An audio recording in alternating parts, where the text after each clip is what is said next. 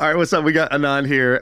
People don't know this, but right before the episode, I ask the guest I'm always like, oh yeah, like what's your role now at the company? And I always ask this, I say, how can I brag about you? How can I say something really impressive that you've done to give you credibility right away so people know that they should listen? And I was like, can we say that your company does over $100 million in revenue?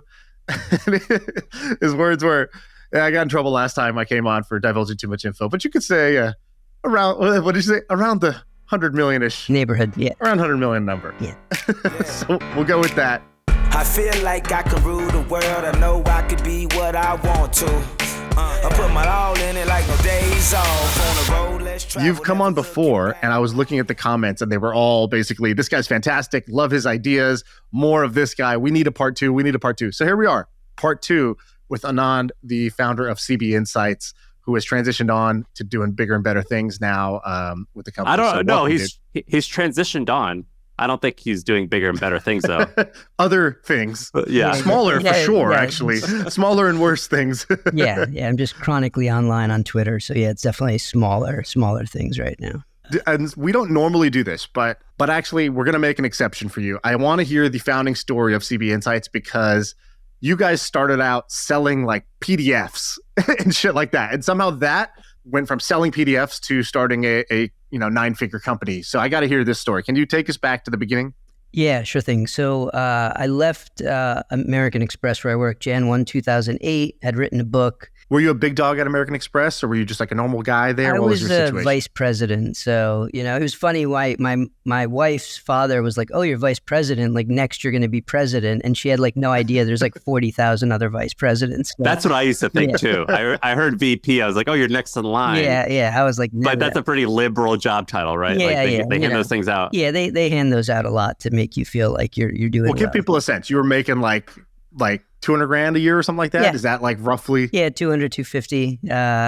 So, it was good living, but I always wanted to do my own thing. Left, going to do this consulting, financial crisis hits, big banks, our main customer, they basically are worried about staying solvent, so they just ghost us. And I'm paying 2 guys from my old team out of pocket, and I'm just married. So, we're watching savings go down every 2 weeks. And we worked in the credit card industry, so we said, what could we do in that space? And we started calling ex-colleagues who worked at like Capital One and Citi and other places and basically started doing this, call it like a sentiment survey. What do you think about delinquencies and loss rates, like the metrics that matter in that space? And we'd give it back to them for free.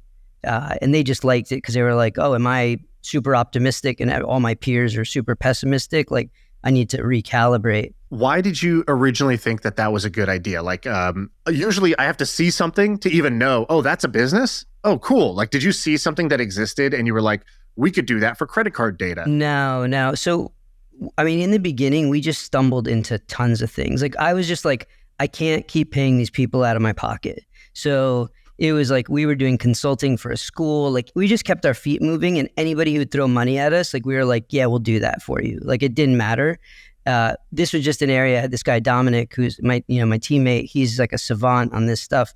So we kind of were like, hey, maybe we could do this. And we were like, it was just a guess. Okay. So we started doing GLG calls, the expert network calls. That was like making a little bit of money, definitely not enough to cover costs.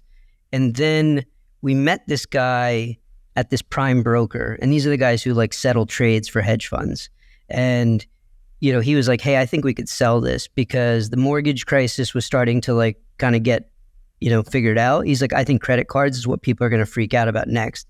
And Nick's like, the beauty of what he saw was like, he wasn't worried about what his customers cared about today. He's like, this is what they're going to care about in the future. And so we're like, yeah, cool. Like we can't sell it. Maybe you can. I spammed every hedge fund guy who went to Wharton that I could find. Like nobody cared about what we had. But what did you have? Was it literally just like you sent a survey to 20 people? Yeah, it was a PDF that basically showed the trend of how people in the industry thought things were going in certain key metrics.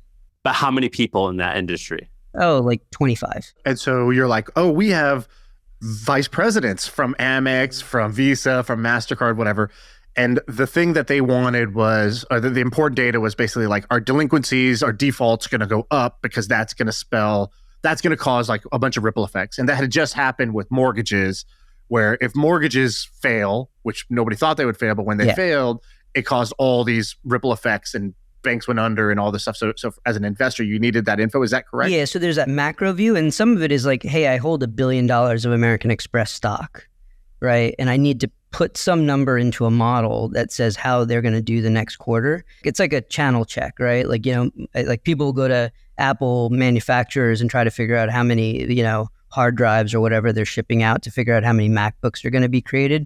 This is kind of like the digital equivalent of that. So, and they're trying to like front run the quarterly earnings report that's going to come out later, right? You're basically trying to get inputs to guess where they're going to be so that if it's bad news or if it's good news, you can adjust accordingly before the rest of the market knows this information. Yeah, like they're living in like an information vacuum. And so this isn't like the number, but it's a little bit of in like leading indicator sentiment that they can use. Sam, he said prime broker. Do you know what a prime broker is? I have no idea. Sounds pretty sick, to be honest. Yeah.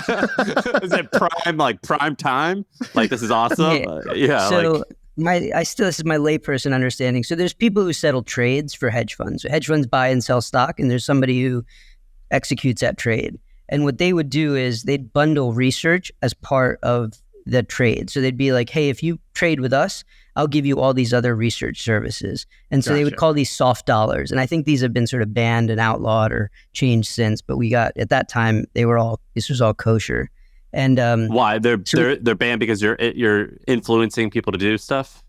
Yeah, I think it was like, the stuff getting bundled in was maybe a little dicey, and they just said, listen, just charge them for the trading as if it was trading and don't do all this other Got it. Kind of mashugana that sounds kind like of was two going gangs. on. It's like the prime brokers against the soft dollars. It's like, oh man, these I don't know whose team I want to be on. Why is it called a soft dollar? What does that mean? I think it's because it's like you're not being charged directly for it. Like it's bundled in, right? But you're being charged for the trading.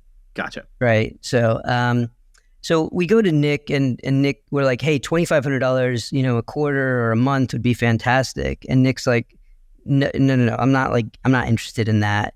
We're going to price this at $12,000, $50,000, and $100,000. And we're like, hey, bro, it's a PDF. And he's like, no. The way we're going to do this is $12,000 just gets you the PDF. $50,000 gets you the PDF and a call. And $100,000 gets you the PDF, a call. And anytime we hear something juicy, we pick up the phone for you. And only 10 people can get that one. Right. So like we get off it's like OnlyFans for hedge funds. It's like for $100,000, you get feet and the PDF. Yeah, exactly. So nobody bought the foot package, right? But it was a great price anchor, right? And so what ended up happening was a bunch of people bought the $50K package and the $12K package. And, it was like a build once, sell multiple times. So that was going really well. We knew from the get-go, mortgages had a lifespan of like the crisis had a lifespan, and we knew credit cards would have that too. But it helped us put away enough money and got, me paying the team out of that business versus out of savings. And then that's what funded CB Insights. So that was. But here's the craziest part to me. 20 people is not a lot of people to survey. How long did the survey take to complete? We would do the survey via the phone, right? And so like that would take, I don't know, hour and a half, 2 hours per person, right? Because you like want to get commentary, right? It's not just, you think this is a 1, 2, 3, 4, 5, right? It was like trying to get, context around it. But yeah, it's not a large sample size. I think the big thing here is when you're dealing in big dollars, some information is better than no information. Right. That's insane to me because basically like so the hard part is finding a problem that needs to be solved where like more information or a survey could solve it. But basically I could go on GLG, I can go on intro.co, I can go on all these websites. I could pay someone $1,000 or $2,000 for an hour or 2 hours of their time, ask them tons of questions, aggregate all of that into a thing, and then resell it as a research report or a survey. And that's crazy to me. Those companies do that, right? I think the challenge that you'd have if you wanted to rebuild what we were building was we knew all the people at the card companies, right? And they trusted us to give us, like, to have this conversation, right? If you just show up, Sam, and you're like, hey, chief risk officer at Capital One, let's sit down and talk about what you're seeing. They'll be like, I don't know what you're doing with that, right? So we were able to they knew us, so they knew we weren't going to like do some incendiary thing with it, right? It was that we're going to use this, we're going to package it up into a survey, it's going to be anonymized, so it's never going to be, hey, Capital One sees weakness or cities like flying on delinquencies, right? It was always like aggregated and anonymized. So yeah, like these are great businesses, like they're, data cooperatives or pooled data. It just trust is like the big thing that you need in order to get people in the industry to open up to you. How much did you guys make, do you think, off the PDFs during that 1 year run? We probably made like $700,000. And what was your reaction at the time? I was like, I don't have to go back to work at a big company. Like that was it. Like it was just relief, right? And yeah, it felt on reflection, like we just stepped in shit. Like we just got super lucky that we met this guy, Nick, that he had the foresight to think about pricing this way. So, but yeah, I mean, I was just thankful, to be honest, because I was like, to go back 2009 after leaving Amex, like would have been going back sort of tail between my legs saying I couldn't hack it as an entrepreneur. Like the ego hit there would have been, that would have been the worst part. That would have been like devastating, I think, for me. So, so yeah, that was just happy. Jason Fried said something amazing when we talked to him a few months ago. He said, it's better to be extra weird early on because as a company grows, your people start acting more corporate. And so the more weird and unique you start as, hopefully it's inevitably going to get watered down, but hopefully the watered down version is still unique and weird. I didn't realize that CB Insights stands for Chubby Brain. And your original logo basically looks like me as an 8-year-old holding a brain. And the name of the company is called Chubby Brain. That is awesome. Yeah, I like the name. It didn't work out. Yeah, we tried to sell Chubby Brain, like the service to Goldman. And they were like, we can't use a service called Chubby Brain. And so... and like, they weren't, it wasn't just them being like hoity-toity. They were like, listen, at the bottom of every slide, we put source for our data. And we can't put source Chubby Brain at the bottom because it kills our credibility. And so that night, John and I kind of went to a bar and we were like, we got to change the name. And that's when we became CB Insights. So that's the genesis story of our name. Shaan and I have an LLC that HubSpot pays us to, and I'm pretty sure he wanted to name the LLC something like ridiculous. Do you remember? I don't remember what it was, Shaan, but I remember thinking, I'm like, I can't put this on an invoice. It's like, we're paying Hoodrat Media. That's what it was. It was Hoodrat Media. Yes, you wanted to call it Hoodrat Media, and I was like, Shaan, like no one was going to see Hoodrat Media other than the accountant paying the bill. And that's like the one person who we don't want to like think this is a scam. Right. There was I don't know if this is an apocryphal story. There was some guy selling something online. It was like a crappy product and everybody would ask for a refund and then he'd send them a check, but the check would be from a company called like I Like Little Boys Inc. And so like nobody would actually cash the refund check. Because they were like, I'm not going to go to the bank with like that. That's pretty great. Banks or that company on the check. So you said after the last episode, you said that people reached out to you and we're going to get to like a bunch of different ideas you have, but you said after the last episode, people reached out to you saying like, I want to do this data stuff. And you said they're running 100 miles an hour in the wrong direction. And you wanted to correct people for who were interested in this. What were you going to say to those people? Yeah, I think the big thing is folks kind of thought, oh, I have data, it has intrinsic value. And that's the problem. Like data itself is not valuable. It's what you can do with data that makes it valuable. So the customer doesn't care that you have data. They don't care how hard it was for you to get. They don't care it's proprietary. They care, about what edge is it going to give them, right? And so like you have to think about the edge and the outcome you're going to drive for the customer up front. So I think of it as like three things. Like I call it like ECO. So you got the edge, you have to define what that's going to be. The C is sort of, can you collect it? And then the O is just the opportunity, right? And so people would reach out, they're like, hey, I have data on, how much media companies spend on their writers, right? And it was like, okay, you have it, right? Like who's going to use it? They're like, oh, I'm going to talk to like heads of editorial teams. And it's like, listen, media companies, one, is a target or just a terrible place to sell. Like, these are dying companies and you're trying to sell them stuff. So bad thing there. Now you're trying to sell to a head of editorial who, I'm painting with a broad brush, probably isn't the most like data curious, data aware type of person. So it was, I think that's like a lot of it is like figure out what edge it's going to drive. And then, obviously, hopefully you can collect it. And then how big is the opportunity, right?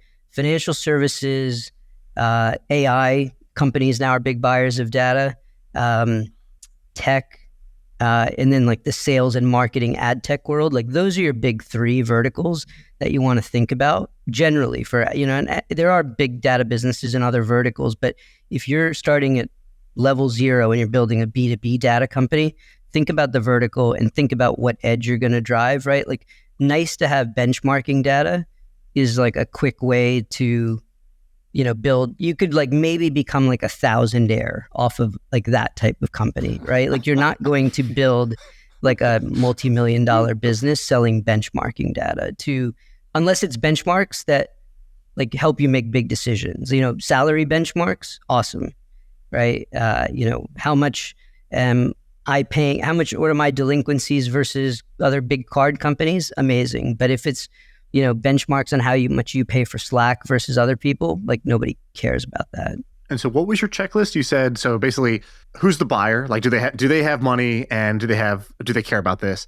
To what edge does the data give them? Right. That was like number 2, the most important thing. Is there a third and fourth criteria? Yeah, it's really, I mean, if I boil it down, it's the edge, it's collection feasibility. Like, how are you going to actually collect this information? And then 3 is opportunity. And on collection, the big one is, folks sometimes have a hack. They're like, oh, I got to in with this person and they can give me this exhaust data from their company. The problem with companies built like that is, like, when you lose access to the hack, the whole company's dead, right? It's kind of like supply chain risk in our world. Like, if we bought all of our data from one provider and they decide to change the rules or go under, like, you're dead in the water. So yeah, so how you collect the data is the other one. So yeah, edge, collection, and opportunity are the 3 that I would look at and really scrutinize a lot up front. Can you explain how those worked? Like, just to finish the story of Chubby Brain to CB Insights, successful company, what did CB Insights do on those 3 criteria? So, who was the buyer? What was the edge you gave them? And then what was the collection feasibility? Yeah, so the buyer, and it's changed over time. Initially, it was investors and investment banks. So think of like VC, PE investment banks. They are in the business of sourcing. Like, that's one of their key responsibilities. They make their money off of finding and sourcing the right deals. And what we saw was there wasn't a really structured way for folks to do that. So that was the edge we wanted to deliver, is we're going to give you access to more companies, we're going to get them to you quicker, and we're going to have deeper, richer profiles on them. So that's the sort of sourcing edge. Over time, it's morphed. The opportunity was in that group to start. And I think that's another big thing, is like, start really narrow. If I made a mistake along the way, is we got too broad. So opportunity was in that group. The edge was, a sourcing edge. And then collection was, in the beginning, it was just ground and pound. Like, we had 50,000 articles about funding and M&A events. And me and the guys just went through manually and put in columns in a spreadsheet. Here's the investors, here's the amount, here's the valuation, whatever we could find. Then we got lucky and hired some amazing engineers, and they basically reverse engineered that process and automated it, right? And then over time, now we do interviews and we do surveys. So like, there's 7 ways to collect data, at least the way I think about it. Now we probably do 5 out of those 7. In the beginning, it was just brute force. Like, that's the way. And I think like, Henry Schuck at ZoomInfo, like, they used to call into company switchboards or whatever, and they'd be like, hey, what's Bob's extension? And like, that's how ZoomInfo would get, Bob at IT's, number and extension. So a lot of really good data businesses have been built doing really like data janitor work in the beginning. And then over time, they get more sophisticated and all that good stuff. And you've done this like in a really cash efficient way. I know that you've raised a Series A, but I think you've said like you're not even sure entirely if you needed to raise that money. Do you still own a large percentage of the company? Yeah. We raised late. We bootstrapped for 6 years. We're a very pain tolerant company, I would say. So we raised after 6 years. So yeah, the team and I own like a solid chunk of the company. So there was an article that came out last year, about 8 months ago. You don't have to say if this is true or not. Yeah. I'm just reading the headline of the article, and it says CB Insights to weigh $800 million sale. So if that were true, which I don't want you to even say if it is or is not true, that would mean that you could walk away with potentially hundreds of millions of dollars. Would you consider that to be a successful outcome, given how like humbly the company started, or are you trying to go even bigger? I mean, to say that's not a successful outcome would sound insane. So yes, that would be a successful outcome. I do think there's a massive opportunity in front of the business. And, we hired a CEO earlier this year and he's a killer. Hey man, Leo. So I think this business, especially with generative AI, has like a lot of legs to grow. But yeah, I mean, selling for 800 million back, then would have been a fantastic outcome for everybody involved. But yeah, I think we can get even bigger. What are some of the data businesses that you think have legs? So you said a lot of people reached out saying, hey, I got access to this data. And you're like, I don't think you kind of have it quite right. Are there businesses that you've seen or you think somebody should go build a data business in? I haven't thought a ton about like new data businesses, right? I think the areas that are really interesting are ones to look at that are doing really well, right? So there's one company I saw recently that was pretty awesome. It's called Razor's Edge, right? And so what they do is, I thought their method of doing it was cool. So they're like a database of donors, right? So if you're a charity, you need to raise from these high net worth folks. And what they did was they started off with this database of donors. And so, people like charities and foundations and universities might buy it. And what they then grew into was a CRM to help you basically manage your outbound and your entire relationship with them. So they kind of did, I imagine, sort of this ground and pound method to capture this data in the beginning. Now what folks do is if Sam's running a charity and he uploads his list of donors, they'll clean it and organize it, and then everybody sort of gets the benefit of that clean data, right? And so like it's become a pooled data cooperative, and then they've added workflow on top of it. So I think that's a really impressive formula, going from data to data co-op to workflow tool, right? I think like that's kind of the future, right? Because you want to get into people's workflow. So that's one company I really like that I've just kind of come across recently. The other area that I think is interesting, I don't think anybody's doing this, right? So I think there's the potential for like a high-end Glassdoor, right? So Glassdoor sort of generates like this, disaffected like group of people who like to bitch online, right? But like if you're a hedge fund and you want to know like what's going on at the company, a lot of that is a function of like how well is the CEO leading the organization. And there's really no good way of understanding that. So I think, and again, I haven't validated this, I wonder if you could go out and interview, maybe you have to pay them $1,000, $2,000 and say, listen, I want to interview execs on the team and ex-execs.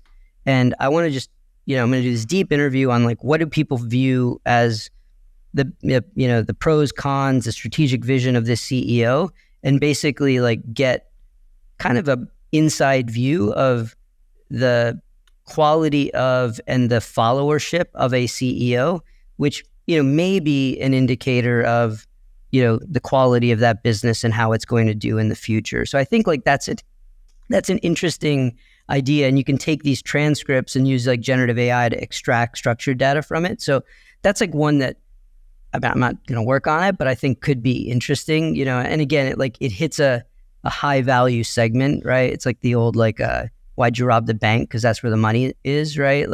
Hedge funds are a great, a great kind of, dude, source of that. That's pretty interesting to use the transcripts too, or also the audio recordings. Have you ever had an argument with your wife or something like that, where imagine these executives describing the CEO, where you're like, hey, was the CEO any good?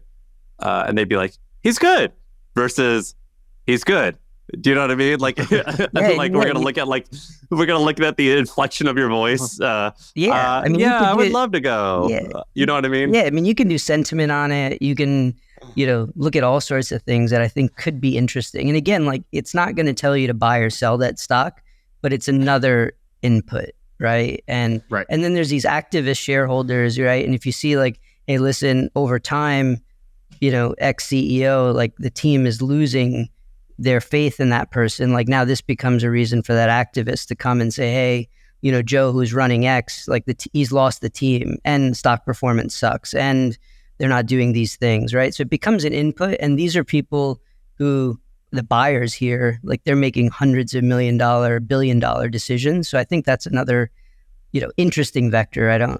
There's probably all sorts of insider trading sort of complications that you got to deal with on that one. So don't Shaan, run with that.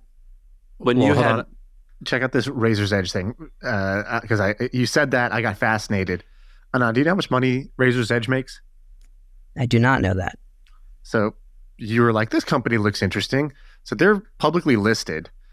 Their 2024 company guidance, over $1 billion in revenue, 33% EBITDA, about $250 million of free cash flow. There you go. You heard it here first. Very impressive. Shaan, when you had the Milk Road, because I know we thought about this at the Hustle, but I wasn't mature enough to see the opportunity. When you had the Milk Road, and even now, as you have like kind of a mini media empire, have you thought about monetizing it via data versus advertising? I've thought about it, but it's like asking, my daughter, have you thought about algebra? She's like, what? Maybe, yeah, sure. It's like, I don't even know what I would have been thinking about. For example, with Milk Road, we did what you're talking about. We would go and we would interview whales. So we would go to like 25 of the biggest crypto whales. These are guys who are placing tens of millions or $100 million bets on NFTs and coins. And now, remember, with crypto, if you're a whale, whales have multiple characteristics. First, it's a small market. Second, these guys have a big check. So big check, small market equals they can actually move the market. And third, they're very influential, meaning when they do something, everybody else follows in because they have a reputation. They became a whale because they picked something early on well. So everybody thinks this person's the oracle. And we interviewed them and we talked about what's your bullishness, what's basically sentiment on the market. We asked what projects they're most bullish on, so what their picks are. And we had all this info. And then instead of selling it to maybe crypto funds or hedge funds or anybody like that, we were like, this will be a great lead magnet for free newsletter subscribers. Let's give it all away for free as a PDF in order to get subscribers. And we did, as like it was a bonus if you referred people, for example. And that thing was so valuable actually that we didn't really understand the value that we had. So it's like somebody who now Airbnbs and makes $100K a year off their kid's bedroom that's unused.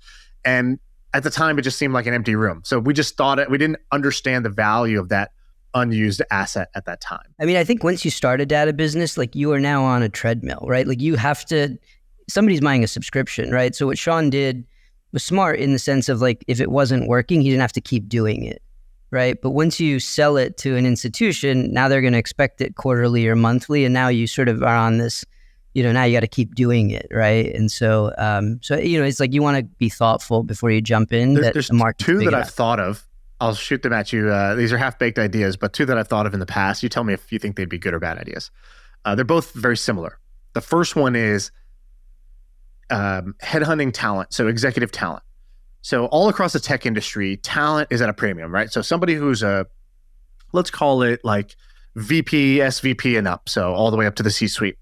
Those people will make seven figures, so millions of dollars, if not tens of millions of dollars as their package when they go join a tech company. And the way that the whole industry works is you have a 4-year vesting cycle typically. And knowing when somebody is ready to look for a new job is extremely valuable. Knowing where they're at in their vest cycle, that they might be willing to hop and switch. I think that's valuable information that could be used in the recruiting business, which is typically just a services business, not a very data-driven business. And so one idea was to understand the vesting cycles of the top 1% of Silicon Valley talent in order to maybe create a recruiting, either a recruiting data business or a recruiting service business on top of that data. That was the first idea. Quick reaction to that. It might be a bad idea. I never did it. Yeah, I think the recruiting service business is a better idea than the data business. I think with data, when you have to try to get somebody to do a new behavior, that's really hard, right? And so recruiters who are like used to, it's really networky and it's very like, hey, I'll take you to lunch and like that kind of business. Right. And then being like, hey, now we have data, right? And again, there are some ones that are like really data driven, but I would say generally it's probably not their MO. And so, when you're like, hey, do this thing because it'll make you more powerful that you've never done before, that tends to be like a tough hill to climb. But building a services business with this as your edge, I think could be an interesting idea. Let me tell you another one that's not exactly data, but I'll lump it in here. So I saw this business called HomeOptions. I loved the idea of this business. So what this guy was doing was he was going to homeowners and he'd say, who are not selling their home. He's like, hey, I'll give you $1,000 cash today for the right to sell your home whenever you're ready. And they'd be like, what do you mean? And he's like, I'll give you $1,000 today. You want to make a new patio? You want to buy a new couch? Here's $1,000 today just to say when it comes time to sell my house, I'll use you or one of your partners as my agent. And then they would take those options and they would bundle them up and they would go to a broker in the area and they would say, hey, I have 500 home options, like options to sell people's homes. Would you guys like to buy these for $3,000 or $2,000, whatever it was? And then I'm making up the numbers here just to kind of not put this guy's whole business model on blast. But he would then sell it at an upcharge to them. And they would say, great, we'll happily take that because when these come to fruition, each one of these options, when they sell their home, is worth $10,000 or $20,000, whatever it is, right? So there was like a business model built in.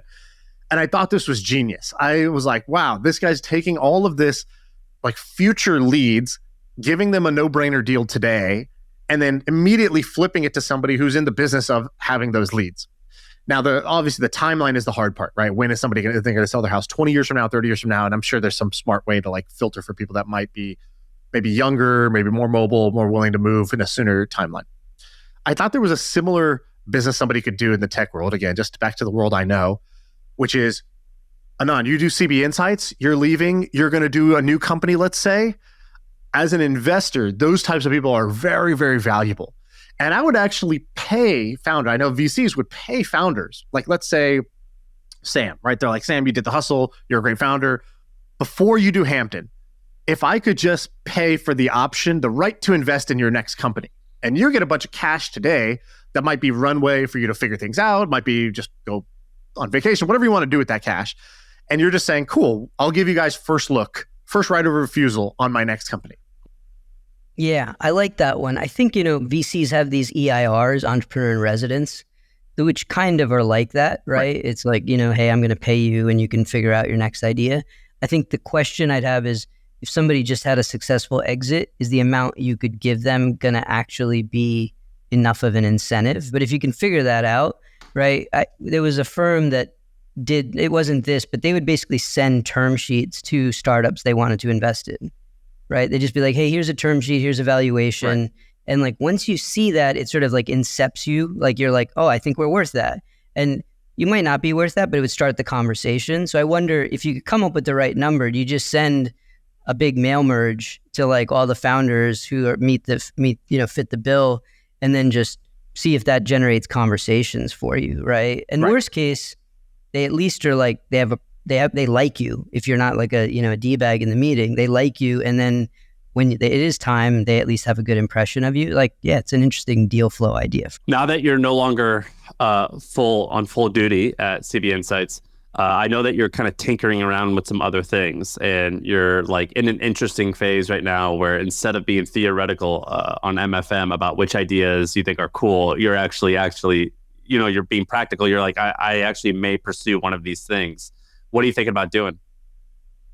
Yeah, so I don't think it's a may. Like I am going to do this. So what we're working on is building a school of entrepreneuring.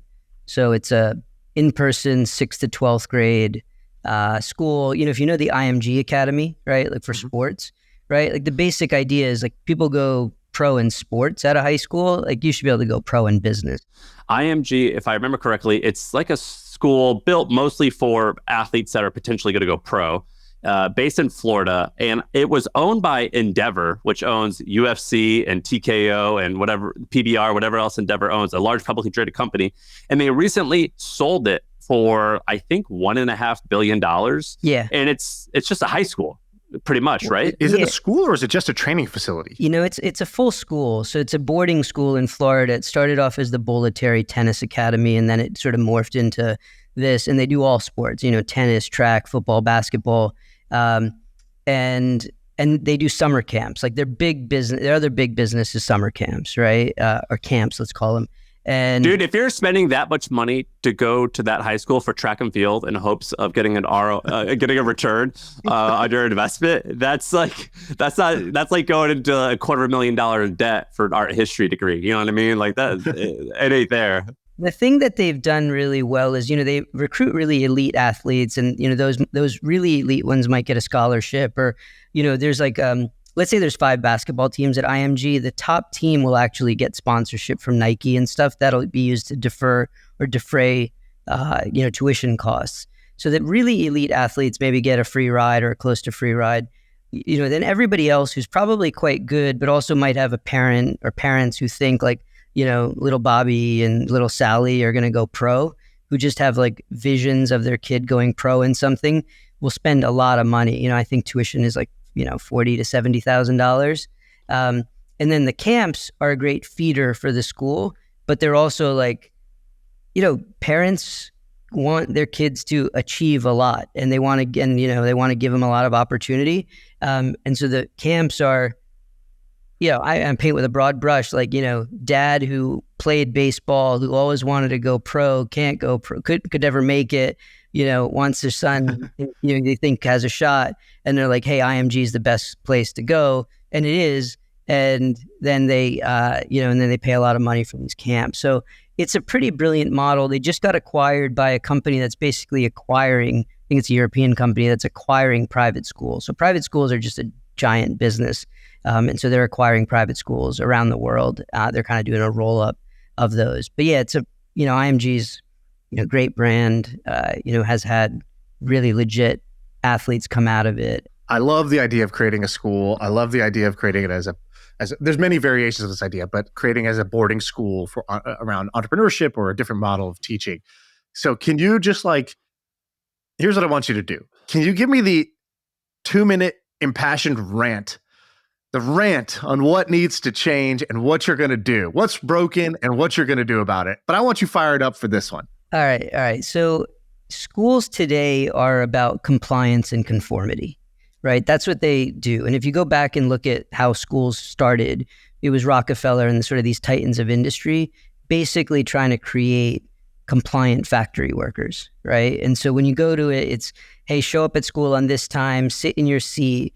We're going to tell you some tasks to do. When the bell rings, get up like a robot and go to the next class. And then at the end of the day, like, you know, we're going to dismiss you with another bell, right? And so what they've done is create like people who are really good at reading a map, you know, and it's like a scavenger hunt. Hey, I need some community service on my thing. Let me go do that. I'll start some bullshit nonprofit to look good for college applications. I'll play 3 years of a sport. And so this checklist that you have to do, you know, to navigate the map. And I think what we need is a school for kids who actually are going to build the map, like for explorers and developers. And so that's like what the School of Entrepreneuring is about, which is, you know, follow your curiosity and build stuff, and like learn how to think versus what to think, right? I think entrepreneuring is a lot like engineering. You know, even if you decide not to become an entrepreneur, like you learn a way of thinking that's going to serve you well wherever you go. But yeah, the idea is like you'll go pro in business. You won't take AP classes. There'll be no SAT, ACT prep. It's going to be about, you know, learning and building, and it's really like experiential, right? So we're working on like having retail on campus. So if you want to learn geometry, you're going to lay out the floor plan of your retail store, and that's how you're going to learn geometry. It's not going to be, you know, hey, let's learn the Pythagorean theorem in a class, and then the kid's like, when the hell am I ever going to use this? So, so yeah, that's what we're working on. Are you going to raise money for this thing? So we've got, a few folks already. So we've got a decent amount of capital committed. This is not like my next startup in the sense of like, CB Insights is going to check my significance box or success box. This is like my significance box, right? And so I might start 2-3 other companies. Like we're trying to think of an engine to like build 200,000 companies. So this is like my next thing till like, when I die at my desk, like this is the thing that I'm going to be working on. So it's not like a VC backed private school to exit. It's, and like, I think the big thing is like recruiting formidable kids. And this is one of the biggest challenges. IMG has all these stats, like, who's the kid who jumps the highest and scores the most points. We don't have that. So it's like, but the kid who has 5,000 subscribers on YouTube is probably the kid who should be at this school, not the kid who's like really good at standardized tests, right? A kid who sold stuff on Roblox or built a lawn mowing business. So yeah, but that's the vision. Where's your campus going to be? Don't know. I think it's, my partner on this is in LA. So it's, the coast would be easy family-wise. Interestingly, red states are like much more open to education innovation. And so like that's a conundrum we got to figure out. So we got a lot of work to do before we figure that out. If I was betting money, it's probably going to be on one of the coasts just because it makes logistics of life easier.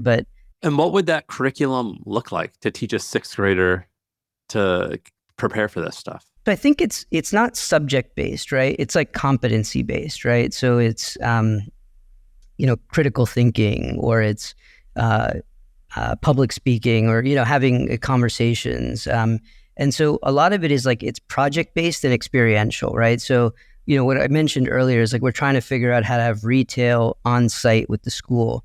And so these kids are operating and building a company. And so in that, in order to build the company, you have to do algebra to build your model, right? You have to lay out the floor plan of the shelves in the retail store, and that requires geometry, right? And so I think like, I have a daughter who's 14, and like she'll constantly come home and ask like, hey, when am I ever going to use this, right? Like that's a common question, and so we're trying to find ways of integrating it organically into what you're doing, so that you never feel like I'm learning something that makes no sense. And so that's what we're working on now. We're talking to some teachers who can help us sort of build out the lesson plans here, and then kind of get going from there.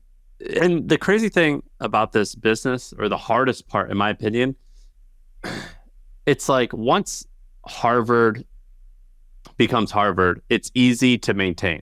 So like when you think about like all this protest going on, people are like, oh, Harvard's going to shit, these colleges are going to shit. In my opinion, I hear that and I'm like, no, it's not. It's withstood so much crap. Like once a brand is a brand, it's really hard to ruin. But it's hard to convince your first group of parents to actually become a customer of yours. How are you going to solve that? Yeah, so I actually don't think that's as hard. So I posted this on Twitter. I got a bunch of inbound from folks who like really like the idea. And I'd say it came from two camps. It came from like rich tech people. And then it came from, I'd say generally people in the middle of the country who are like, I have a son or daughter who's I think is really smart, but who is struggling in the sort of cram, exam, erase model of schools. Like they're not good at like memorizing 50 state capitals, but they're like really good at, building an audience on YouTube or whatever, right? And they're like, I think my kid has more potential than is being realized. And I actually think there's a bunch of folks like that. So I'd agree with you, Sam, if I said, hey, we're trying to recruit Manhattan, like Upper East Side parents, right? Who like, want like that old model. But I think there's a bunch of folks, and if you look at the homeschooling statistics and growth, like there's a lot of people who are unhappy with how schooling is happening in this country, and they're just opting out. And so I think there's a big segment of people who feel like, I've got a kid with a lot of potential who's just not, that potential is being squashed. And so, yeah, I've had like a lot of good conversations with folks that, I think the market for this is giant actually. And if we could recruit 100 formidable kids from each state, right? Like that's 5,000 kids, I think that's very, very feasible. You have a few ideas on this list I want to go through. Can you tell us about these? So let's start with the first one, slime museums. Yeah. So I don't know if your kids, Shaan, your kids might be old enough. Like slime is like crack cocaine for kids, right? So there's this place in New York City called the Slumu Institute, and my kids wanted to go there. So we went on a weekend, and we get in there, and the thing I do when I go to a place, when I see it packed, I start talking to like the staff. And I was like, hey, how many people come through this place? And the woman was like, well, pre-COVID, it was 1,200, but right now we're doing like 500 to 600 a day. And I was like, per day. We spent $40 a ticket, and then we spent another 30 for like an upsell where like they dump slime on your head and they video record it and stuff, right? So $70, 4 of us, so $280. When you start doing the math on this, and then, and then at the end they sell you slime. And so it's like, let's say 1 out of 5 people actually buy it, right? So I came home, I immediately went to Google Sheets. I was like, I got to put a model together. And I was like, okay, this one place in New York City probably does like $6 to $8 million of revenue. And the beauty of it was that because it's slime, like there were like 10 people who worked in this pretty big facility, because it was really like interactive, but you didn't need people to like run the exhibits. It was just like the kids would just be like, oh, this slime smells like this, and this slime is like greasy or whatever. So it was really low overhead. So like money printing machine, I think I just read that they did 30 million. Now they have LA, Atlanta, a couple other places. So I think last year they did 30 million at these slime museums. And I think like in general, these like kids experiential type of museums, if you want to call it that, Museum of Illusion, Spy Museum, like they all kill it. And they've all like got this template where it's very not labor intensive. And I think like that's part of the genius. So I loved this business, and these 2 women are just killing it, which is amazing. So I think there's a big opportunity there, and other experiential stuff. I just wish most of them were good. Like we go to a bunch of them, and like some of them are just like you're just like grifty, like money grabs, and you're like, oh man, I spent like $250 for this. But some of them are like this one were quite excellent. So that was one.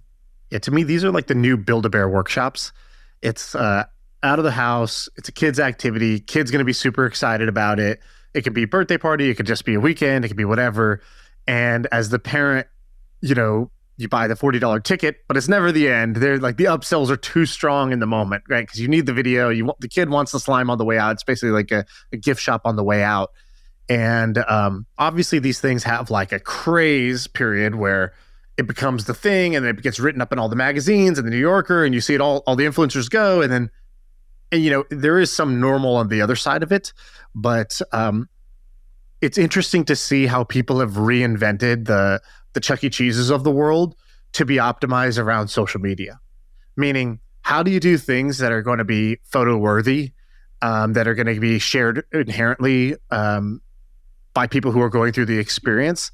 And also, you need to get kids out of the house, off their screens, doing things. It's, as a parent, there's a huge need for that, and there's a kind of like a much bigger appetite, because even if you do the slime museum once, twice a year, there's a lot of other weekends that that you could do something. So there can actually be many of these in this model. Yeah, for sure. It's it's pretty genius. So that's one area I'm thinking about. So the other one I think that's interesting. So I ran across this company called Dillo, and it's like a giant like Amazon Go store. And so what they do is they go to property managers that have at least 200 like housing units in an area, multifamily. And they'll say, listen, we're going to set up this like basically compact convenience store in your community. And it's like stocked with all the good stuff, right? And so like, I live in a city, but I go visit my mom. If we need to get milk, it's like I got to get in the car, I got to drive 8 minutes, and I basically like spent a half hour of my life to buy something that's like $7. So what these guys do is they put this convenience store. It's like Amazon Go style. So it's, one person goes in, they sort of they badge in.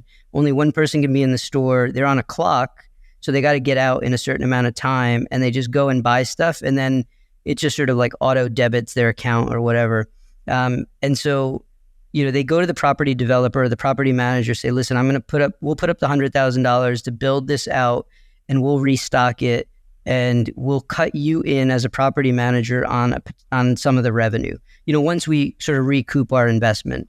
And so I thought, like, this is an amenity now that the property manager can offer to their tenants. It's a revenue stream on top of it. And so I thought for Dillo, like, I thought this was a really good distribution hack, I guess, for them. And so I really like this idea. And, obviously... By the way, we had this idea on the podcast like several years ago. I don't know if you remember this. This is one of the drunk ideas, I believe. I think it was in the drunk ideas episode, might have been one of the other ones. I was like, why isn't there a neighborhood shop that's basically run, by the HOA in a way, or by the members of the community, and then all you do is wholesale in the products, and you basically take the markup of the rest, and so you have a grocery store that's in the neighborhood basically. That's kind of what this is. So do they have the tech like Amazon Go where it auto figures out what you took off the shelf? Yeah, so there's no staffing, because that's the big thing here, right? Because what the property manager doesn't want is, hey, the store is not open because, person X didn't show up. So this is 24/7, and it's got the cameras and whatnot. And, again, like reportedly, and yeah, it'll just say, hey, your total bill is X, and sort of those convenience store prices, which tend to be, kind of high margin. And yeah, you'll get billed, either to some credit card or maybe on your HOA or something. And, the thing they talk about is over time, they'll like learn to personalize like what's in the store, right? So if like, this community really likes like, certain type of Cheetos, like that's what they're going to see more of. So this company looks like it's like brand new and tiny. Like I can't find anything on the internet. There's no founder, there's no CEO. I can't find anything. It's really, yeah. So I was just talking to a friend of mine who's in real estate and property management. And so like he was telling me about this, and he's like, yeah, they've got a bunch of facilities, and I think they're targeting like the Sun Belt, right? Like, because if you're in New York City, you can walk to these things, right? But if you're in most areas of like, the Sun Belt, the Carolinas, Texas, etc., like you just can't do that. And so they're trying to solve that problem. So I think their app has 6 reviews.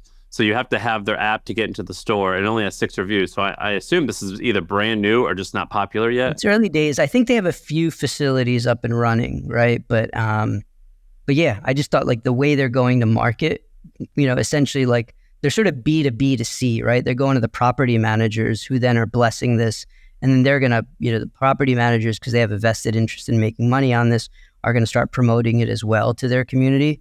It's like it's really smart. Did you do like the napkin math on like what you think this could be? I didn't do that. What I was trying to figure out was, and my friend didn't know yet because they're in the negotiation phase.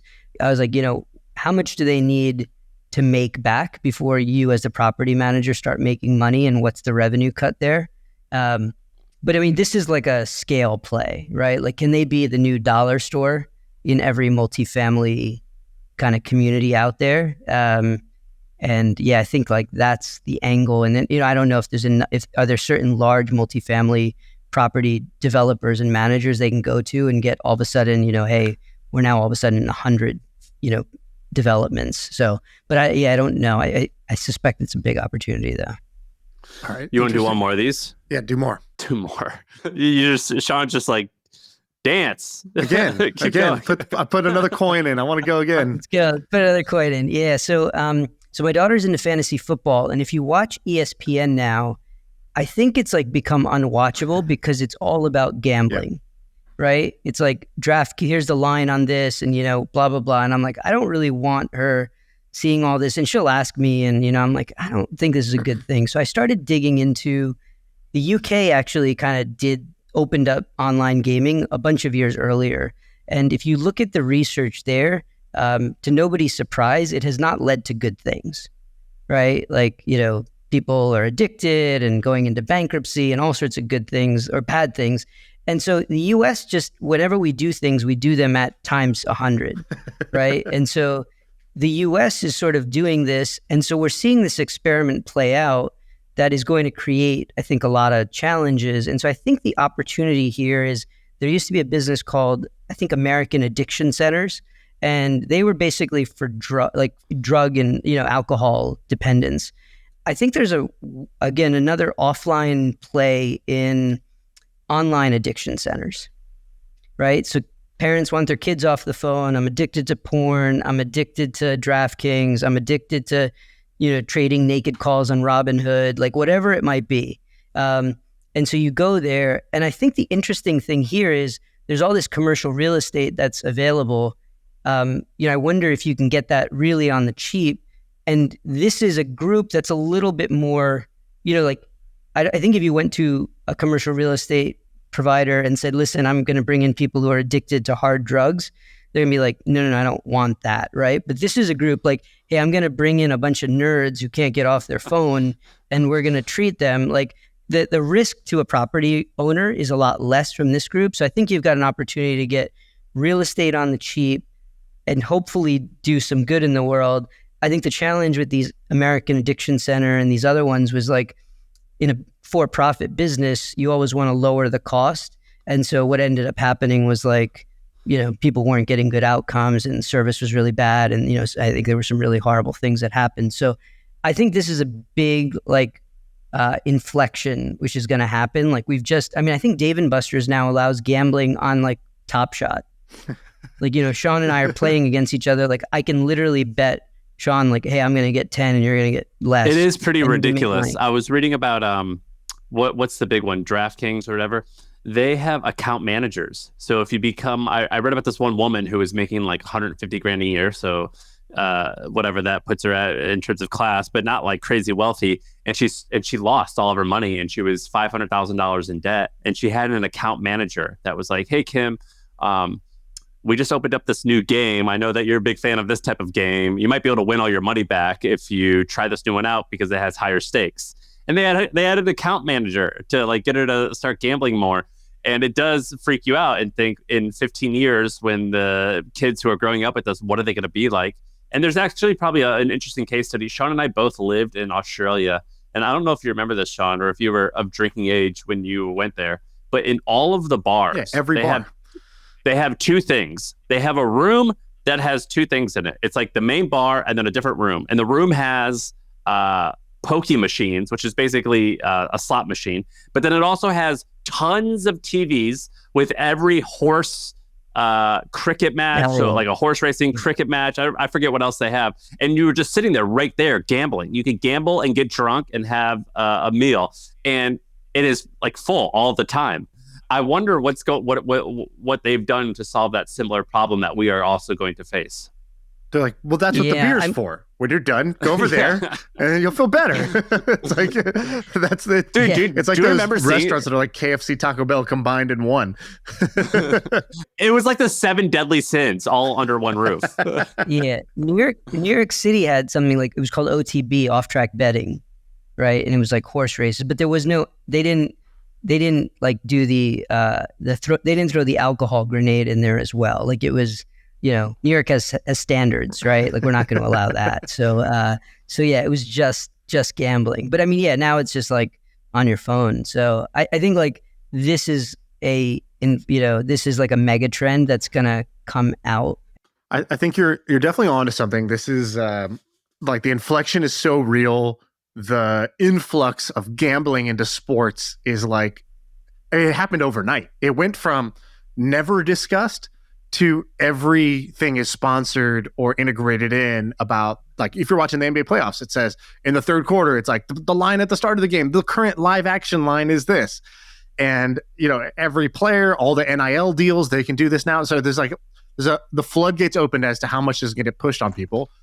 As somebody who used to gamble a ton, I know that for most people, it's not going to work out. They are not going to beat the house. They're not going to beat the market, and they're just going to lose their money. And what I don't understand is, I guess this is like a naive thing of mine, is like the psychology around going to the addiction centers. Because everybody I knew who was in this space of like, your gambling starts out fun, then sort of becomes a little bit unhealthy the way it goes. I feel like 0% of those people were going to go voluntarily, like go to driver's ed. What I thought you were going to say is that you can get the companies, like unlike the drug industry where like there's no corporation that sells heroin, right? That's not there's no one person to target. But DraftKings, FanDuel, these companies are going to have a giant target on their back and they're money printers.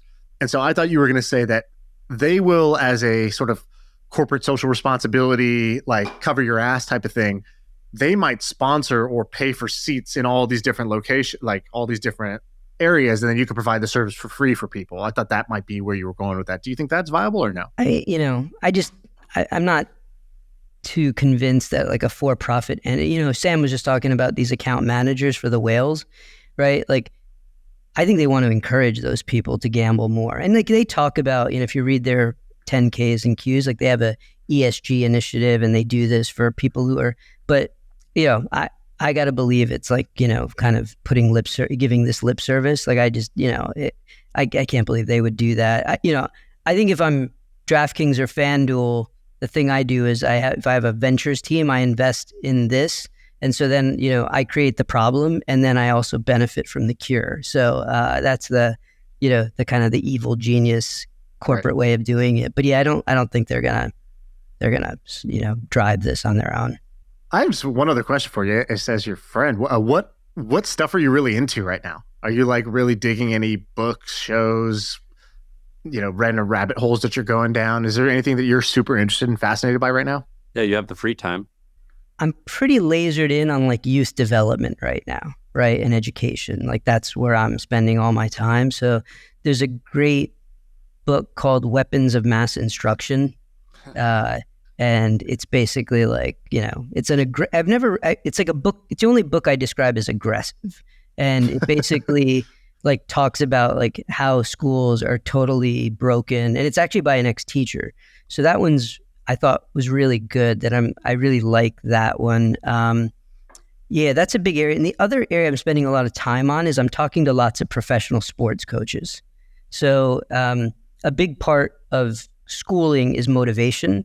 And so I've gotten into like the Texas Rangers and a couple college football team kind of coaching networks. And these guys, they're mostly guys, they're amazing. Like I do a 30-minute Zoom with them and I'm like, I want to run through a wall after talking to you, right? And I'm trying to figure out if what they do for athletes, you could you implant them in a school and could they do that same kind of motivating thing for young people in a different domain? What's so good? What do they do on the call that's so awesome? I think they're really good at figuring out when they talk about young people, which is who they're generally coaching, right? They really like think about what they care about. The beauty of it is it's actually not very complicated, right? They think about like, what does that person care about? So one of them is a coach on a minor league team. And he's like, listen, that kid doesn't care if we make it to the World Series of like AAA. He's like, that kid wants to get to the pros, right? And so he's like, everything I do has to ladder up for him to help him get there. And, the odds are very low, right? And so they're very selfless in the sense of like, as the coach, it would actually be better if that kid played his heart out and we won the World Series of AAA. But the reality is if he does a really good job, that player, he's actually going to get called up and they're actually going to lose them. So like they've just got this like way of thinking about, like what motivates people and like how to get into that. And then they think a lot about like the team dynamic really a lot. And I really have found that really interesting. And then there's a great book I read about the De La Salle high school football team. So it's like the winningest high school football team in history. It's out in California, I think. And the coach wrote this book. And like half of it's like, what drills do the safeties do and stuff I don't care about. But there's like an upfront part about leadership and motivation and creating accountability that I actually think like anybody in a company should read. Like it is unreal because these kids aren't responsible to just the coaches or their school. Like they feel a really deep sense of responsibility to each other.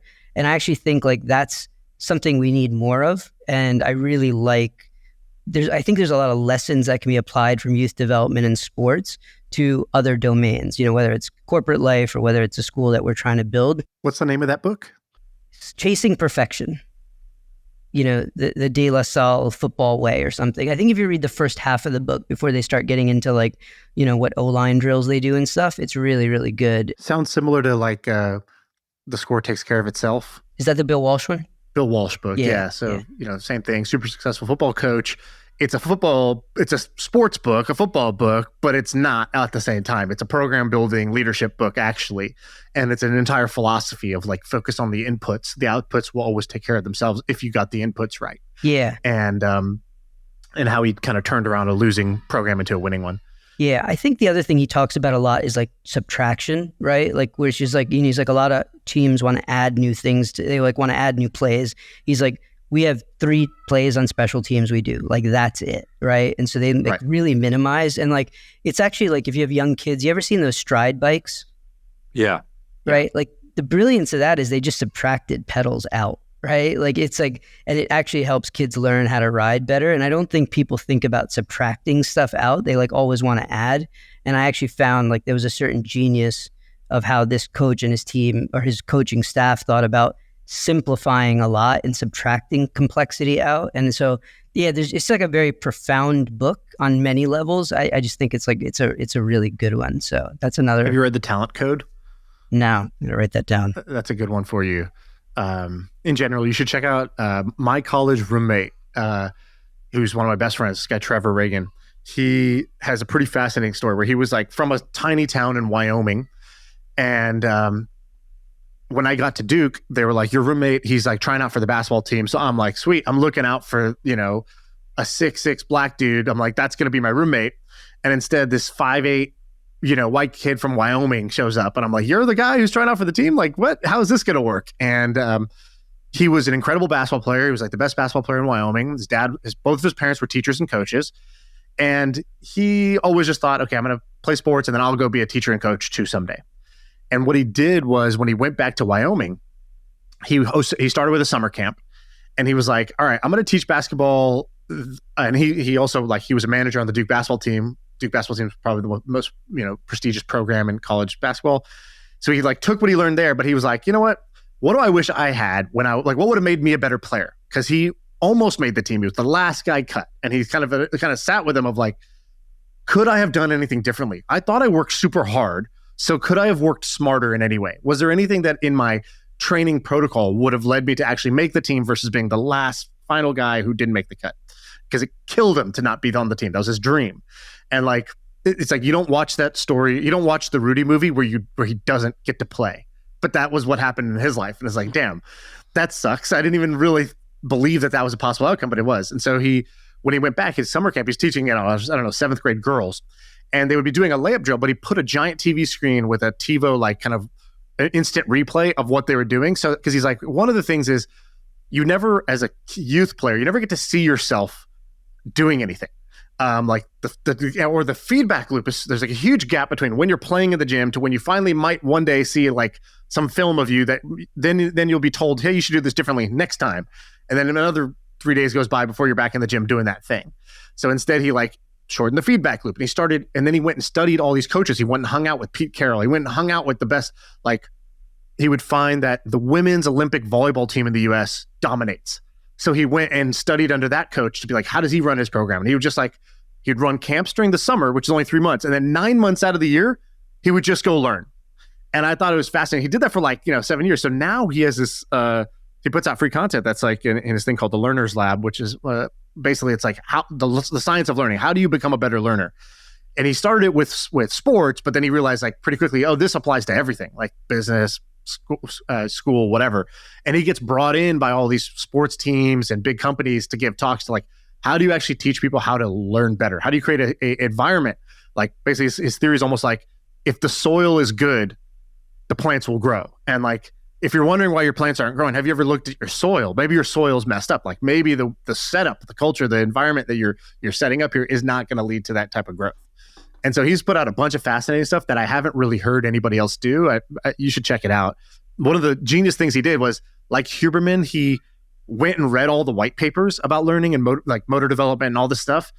And then he's like, dude, this is gold. It's just buried in an old scientific white paper that was made by an old white scientist who doesn't know anything about social media or how to get the message out there. So he would go read all these and then he would turn it into like an animated video and put it up on YouTube. And these videos that seem so niche can get like 1 million views because it's actually interesting content, but it was just stuck in science world, which was not like applicable to where most people go look for information or entertainment. Yeah, I should check out Trevor's stuff. Like, he sounds like he's doing sort of God's work there, which is awesome. But yeah, there's a ton of like amazing research about youth development, education, learning that like people just ignore. Like, it's like proven stuff that says, if you want a young person to like learn something, you should quiz them daily.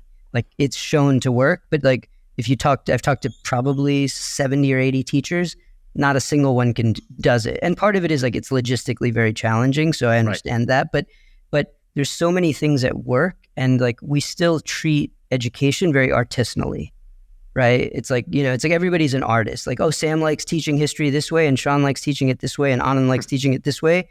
It's like, hey, just go and like do like improv, and instead of being like, oh, what Sam does works, like Shaan and Anand, like follow the script, because like the kids love it and like it works, and you can color outside the lines a little bit, but you can't like go rogue and just come up with your own thing. So yeah, I think I'll check that out. But yeah, there's a ton of like really smart people who dug into this. We just, for whatever reason, we just seem to ignore it.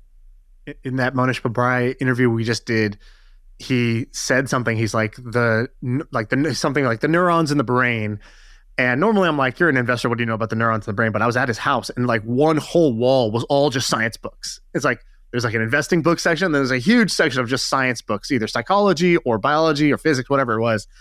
And he was just telling me about all these different books he was reading and what he liked in each one. And one of the things he was saying was, between the ages of, I forgot what he said, like 10 to 19 or something like that, like 80, 90% of the neural connections form during that time. And it's basically the peak time to specialize. And he's like, if you look at all the great ones, whether it's like, the great musicians, whether it's Warren Buffett, buying his first stock at age 10, it's like the great ones at every field during that key golden period, they begin to like really go deep on an area and become great at that. And not everybody should specialize, but the people who really want to become the outliers and do great, like that is the golden era. And I'm sitting there, I'm like, oh, I guess I missed the boat. Like, I don't know what I was doing during that time, but it wasn't that. And he's like, well, you always got your kids, to try. Yeah, for sure. Yeah. I mean, I spent 8 years in Spanish, and like, I can say, me llamo Anand, puedo ir al baño, which is like, my name's Anand, where's the bathroom, right? And so like, that's a waste of time for everybody involved, right? And instead, I took Spanish for 3 years. It's just no hablo. That's all I got. You got it. Strong H in that hablo. Yeah, like, you don't even say what you don't speak. You're just like, I don't speak. Yeah. Yeah. So we got your neurons working on that, which is, so I think like there's a lot of like, wasted potential, wasted time here. And yeah, that neurons thing, the thing he said about, if somebody has a lemonade stand early in life, like that's a great sort of indicator. Like, yeah, I gotta believe that's certainly like a sign of somebody who's formidable, that is, could do great things. And so, yeah, I think we got to tap into that a lot more. Thanks for doing this, dude. Round 2. Done. Great. Cool. Yeah. Well, do you want people to follow you anywhere or get more of you on any platform? Yeah. Asanwal on Twitter, or my name on LinkedIn. I'm on LinkedIn Voice or something. So, I don't mean to brag, but that's my thing. So yeah, follow me there. I don't think that's a brag. It is a brag. For the record. That is a full-on brag right there. I'm pretty proud. I'm big on LinkedIn is I'm actually big on LinkedIn. I framed it. I framed my thing. It's in our bedroom. Do you make your wife look at that before going to bed? Do you realize the prize that you got? Yeah, it's a big thing. Whenever we get in a fight, I'm like, let's go into the room and look at the right. LinkedIn influencer thing I got. You play the cards you're dealt, I suppose. All right, this has been fun, man. All right, thanks. All right, see you. I feel like I can rule the world. I know I could be what I want to. I put my all in it like no days off. On the road, let's travel, never looking back.